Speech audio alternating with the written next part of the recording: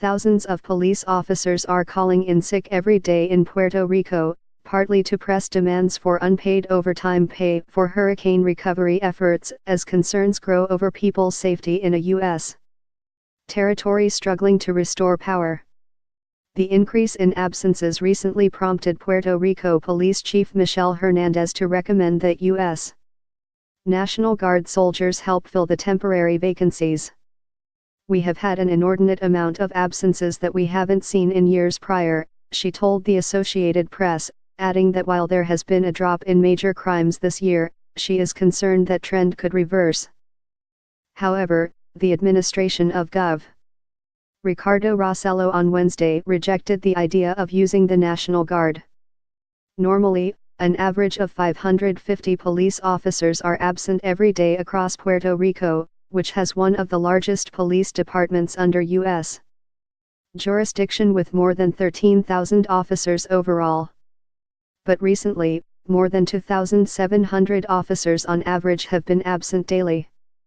Kids play basketball next to storm debris still waiting to be collected on Christmas Day in Motobis, Puerto Rico.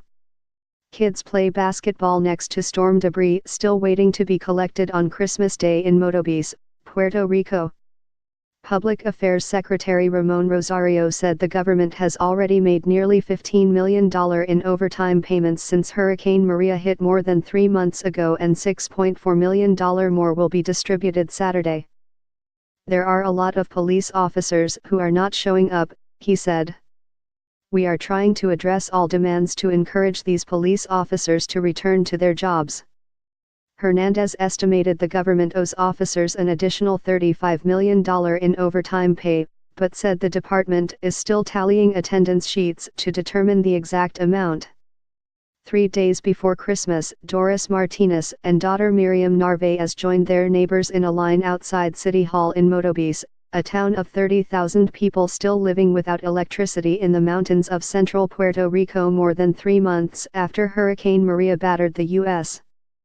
3 days before Christmas, Doris Martinez and daughter Miriam Narvaez joined their neighbors in a line outside City Hall in Motobis, a town of 30,000 people still living without electricity in the mountains of central Puerto Rico more than 3 months after Hurricane Maria battered the U.S. Authorities said part of the problem is that Puerto Rico's government has to wait for the U.S. Federal Emergency Management Agency to reimburse it for overtime police pay, and that it is a slow process. The police chief said officers also are upset about other changes amid Puerto Rico's economic crisis, including smaller pensions and an end of payments for unused sick days. "They feel in a way cheated in the past 15 years in terms of benefits," Hernandez said. The island is struggling to recover from the Category 4 storm that hit amid an 11-year-old recession, killing dozens of people and causing up to an estimated $95 billion in damage. Police officers worked 7 days a week for 12 to 15 hours a day in September and October, said lobbying groups for the island's police officers, who are not allowed to unionize.